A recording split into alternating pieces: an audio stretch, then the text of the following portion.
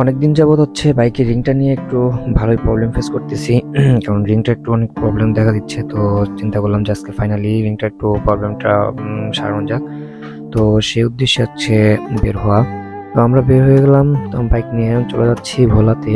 আমাদের হচ্ছে যদি ভালো করে ভিডিওতে লক্ষ্য করেন তো দেখবেন যে বাইকের যে মানে হ্যান্ডেল একটু কাঁপাকাঁপি করে। কারণ মেন প্রবলেমটা হচ্ছে যে বাইকের রিং যদি একটু টাল থাকে তাহলে হচ্ছে এই প্রবলেমটা বেশি ফেস হয়। তো এটা হচ্ছে নর্মালি সেকেন্ড হ্যান্ড বাইক কিনলে এরকম অসুবিধা কিছু ফেস করতে হবে, এটাই নর্মাল, এটা কোনো বিষয়ই না। কারণ সেকেন্ড হ্যান্ড বাইক কিনছেন মানে আপনার বাইকে কোনো না কোথাও কোনো প্রবলেম থাকবে। তো অ্যাটলিস্ট সেকেন্ড হ্যান্ড বাইক কিনলেও এত পুরোনো বাইক কেনা কখনোই উচিত না যে বাইকে এত মেজর প্রবলেম থাকে। তো আমি বাইকটা নিয়ে অনেক বড় বড় প্রবলেমগুলো ফেস করতেছি, তো এই জন্য হচ্ছে এগুলো আপনাদের সাথে শেয়ার করা আসলে। তো চলুন, আমরা চলে আসছি প্রায় বাংলা বাজারের কাছাকাছি চলে আসছি। আমরা হচ্ছে মূলত ভোলাতে যাবো এটা সারানোর জন্য। কারণ পুরো ভোলা জেলার ভিতরে হচ্ছে ভোলাতেই হচ্ছে ভালো কিছু দোকান ওয়ার্কশপ রয়েছে, যেগুলোতে হচ্ছে বিভিন্ন যন্ত্রাংশ আর কি সুন্দরভাবে মেরামত করা হয়। এছাড়া পুরো ভোলা ভিতরে তেমন ভালোভাবে আর মনে হয় না কোথাও করা হয়। তো সেই জন্যই একটা লোকেশন আমরা জানতে পারলাম যে ভোলাতে কোথাও একটা জায়গায় যেমন ভালো করে কিছু করে। তো সেই জায়গাটা হচ্ছে ভোলা সিন্ডিকেট আর কি বাস স্ট্যান্ড। তো সেখানে আমরা হচ্ছে চলে যাচ্ছি বাইকটা নিয়ে। তো কিভাবে হচ্ছে এই ঋণের সমস্যাটা কতটুকু সারানো যায় সেটাই আর কি একটু ট্রাই করতেছি। যে আসলে আমার মনে হয় না যে সম্পূর্ণ ঋণের যে প্রবলেমটা ফেস করতেছি এই প্রবলেমটা সম্পূর্ণ সারাতে পারবো। তো তারপরও অ্যাটলিস্ট যতটুকু পারি আর কি সেই চেষ্টাটুকু থাকবে যে আসলে কতটুকু হয়। তবে আমি শুনতে পারছি যে এটা নাকি সম্পূর্ণ ভালোভাবে মেরামত করা যায় যদি মানে কি বলে ওয়ার্কশপের যে ইঞ্জিনিয়ার উনি যদি ভালোভাবে কাজ করতে পারেন তাহলে হচ্ছে মোটামুটি ভালো এটার ফল পাওয়া যায়। তো আসলে এটাই আর কি। তো এখন ওনার উপরে ডিপেন্ড করে যে এটা আসলে কতটা সুন্দরভাবে কাজটা করতে পারবে বা কতটা স্যাটিসফাই আমাদেরকে উনি করে দিতে পারবে। তো আমরা প্রায় চলেই আসছি ভোলার কাছাকাছি, বেশি দূর আর নেই আমাদের। আমি যখন বের হই তখন হচ্ছে প্রায় মানে সন্ধ্যা হয় হয় এরকম একটা ভাব চলে আসছে। আসলে আমার বের হওয়ার কথা ছিল অনেক আগেই, বাট আমি হচ্ছে কিছু কাজের জন্য বের হতে পারি নাই। অনেক প্রবলেম ছিল আমার হচ্ছে সারাটা দিন, মানে খুব ধকল গেছে আমার উপর দিয়ে। তো ফাইনালি চলে আসছি আমরা মেকানিকের কাছে। তো ওনাদের সাথে কথা বলে ঠিক করে নিলাম যে কিভাবে কি করতে হবে, কত কস্টিং যাবে, সেটাও ওনাদের সাথে ডিসাইড করার পরে ওনারা হচ্ছে চাকাটাকে প্রথম খুলে ফেললো। তো যাই হোক, কিছু করার নেই ভাই, এরকমই। আরেকটা ওয়ার্কশপে গেছিলাম, উনি বলতেছে ভাই চাকা খুলে নিয়ে আসেন তারপরে হচ্ছে আমরা বলতে পারবো। চিন্তা করলাম যে চাকা যদি আমি খুলে নিয়ে আসি পরে ওনার সাথে আমার কথাই মিলবে না, তাহলে তো সমস্যা। তো পাশে একটা ওয়ার্কশপে গেলাম, উনি বললো যে ভাই ঠিক আছে সমস্যা নেই, আমরা দেখে তারপর বলতে পারবো। তো ওনাদের সাথে দেখে মানে দামটা এত বলবে চাইছে প্রায়, মানে কি বলবো, 2000 টাকা চাইছে একটা রিং এর টাল সারানোর জন্য, 2000 টাকা চাইতেছে। তো আর কি বলবো, পরে আমরা একটা দাম ফিক্সড করলাম সেটা আপনাদেরকে পরে জানিয়ে দেব।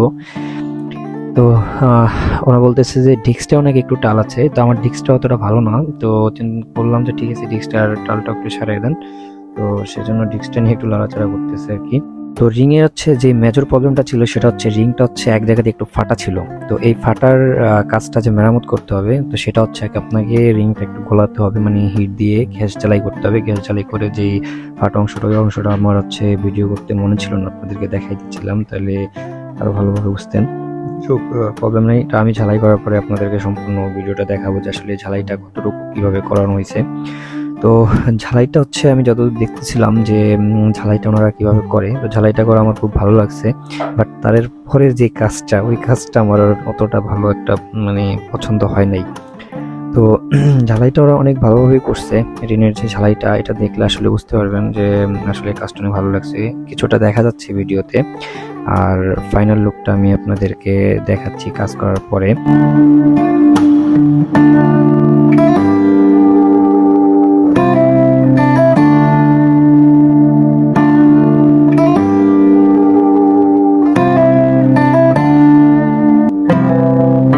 তো রিং ঝালাইয়ের পরে এই হচ্ছে রিংয়ের যে ঝালাই অংশটুকু যেটুকু ঝালাই করা হয়েছিল সেই অংশটুকু হচ্ছে এই দেখা যাচ্ছে যে আসলে কতটা মানে ঝালাই করেছে। ঝালাইটা আসলে আমার খুব ভালো লাগছে, ঝালাইটা উনি ভালোভাবে করছে।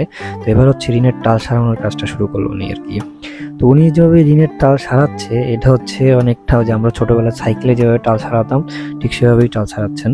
তো আমি যতদূর আমার চিন্তাটা যেরকম ছিল যে বাইকের রিনের টাল হয়তো বা অন্যভাবে ছাড়ানো হয় বা কোনো মেশিনের সাহায্যে সারানো হয়, যে মেশিনের ভিতরে দিয়ে তারপরে বা সারানো হয়, যেভাবেই হোক যে মেশিন দ্বারা সারানো হয়, আমার এরকম কোনো চিন্তা ছিল। বাট আসলে আমি দেখলাম যে আসলে এরকম কিছুই না।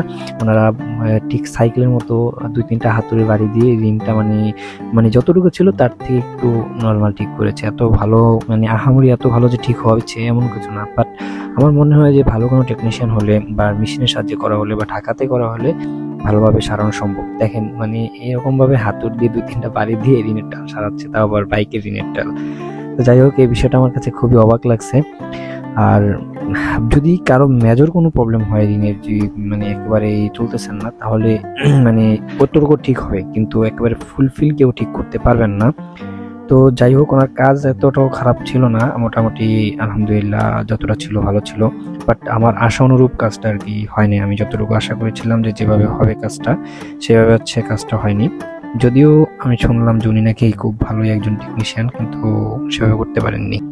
তো যাই হোক, এই ছিল আমাদের ভিডিও। আর ঋণের টালটা আসলে আমি মানে যতটুকু আশা করছিলাম ততটুকু না হলেও মোটামুটি ভালোই হয়েছে। তো আপনারা যদি কারো ঋণ নিয়ে এরকম কোনো প্রবলেমে পড়ে থাকেন তাহলে হচ্ছে এভাবে এটার সমাধান একটা করতে পারেন। আসলে আরো সময় দিলে এটা হয়তো আরো ভালো হইতো, বাট আমার হাতে ওরকম সময়ও ছিল না। তো এটাতে সম্পূর্ণ কস্টিং হচ্ছে আমাদের হচ্ছে গিয়ে 1600 টাকার মতো আমি ফিক্সড করেছি। ওনার সাথে 2000 টাকা চাইছিল, আমি কমিয়ে হচ্ছে 1600 টাকা নিয়েছি। তা উনি করতে যাচ্ছিলেন, অনেক জোরাজোরি করে করছে। জানি না আসলে কিরকম, মানে আমার ফার্স্ট আইডিয়া, তো এই জন্য আসলে বলতে পারতেছি না যে কতটা উনি বেশি নিয়েছে কিনা বা কম নিয়েছে, আমি আসলে এটা সঠিক বলতে পারতেছি না।